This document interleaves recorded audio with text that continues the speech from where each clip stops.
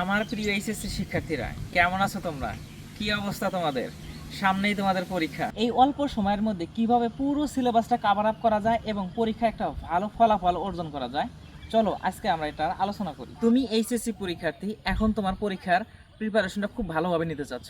এই জন্য প্রথমে কি করবে, তুমি যে সালে পরীক্ষা দিবে ওই সালের আগের সাল যে আছে ওই সালের প্রশ্নগুলো বাদ দিবে। বোর্ড কোশ্চেনের কথা বলছি আমি। ওই বোর্ড কোশ্চেনটা বাদ দিয়ে তার আগের 4 সাল, অর্থাৎ তুমি যে সালে পরীক্ষা দিবা তার আগের বছরটা বাদ দিয়ে তার আগের 4 বছর ওদের বোর্ড কোশ্চেন দেখবো। বোর্ড কোশ্চেনের মধ্যে সেখানে কি কি ধরনের প্রশ্ন করছে, ওই প্রশ্নগুলো তুমি কি আনসার করতে পারতেছো কিনা এগুলো সলভ করার চেষ্টা করো। সলভ করতে পারলে আলহামদুলিল্লাহ, আর যদি না পারো কোনো সমস্যা নেই। তুমি যে প্রশ্নের উত্তরটা পারলে না, ওই প্রশ্নটা কোন অধ্যায়ের কোন পরিচ্ছেদ থেকে করা হয়েছে তুমি সেই অধ্যায়ের সেই পরিচ্ছেদটুকু পড়ো। সম্পূর্ণ অধ্যায় পড়ার প্রয়োজন নেই, কারণ তোমার হাতে সময় লিমিটেড। এই লিমিটেড সময়ের মধ্যে তোমার ফুল সিলেবাস কভার আপ করতে হবে এবং স্মার্টলি কভার আপ করতে হবে। যেখান থেকে প্রশ্ন হয় তুমি সেগুলো শুধু পড়বে।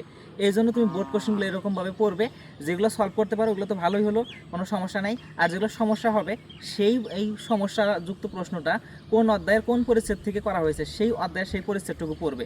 এরকমভাবে যদি তুমি 4 বছরের প্রশ্নগুলো সলভ করো, তাহলে তোমার কোনো প্রশ্নই বাকি থাকবে না যে তুমি যে প্রশ্ন উত্তর দিতে পারবে না। কারণ যে প্রশ্নগুলো সৃজনশীল আকারে আসে সেই প্রশ্নগুলো কিন্তু ঘুরে ফিরে সেমভাবে দেয় না।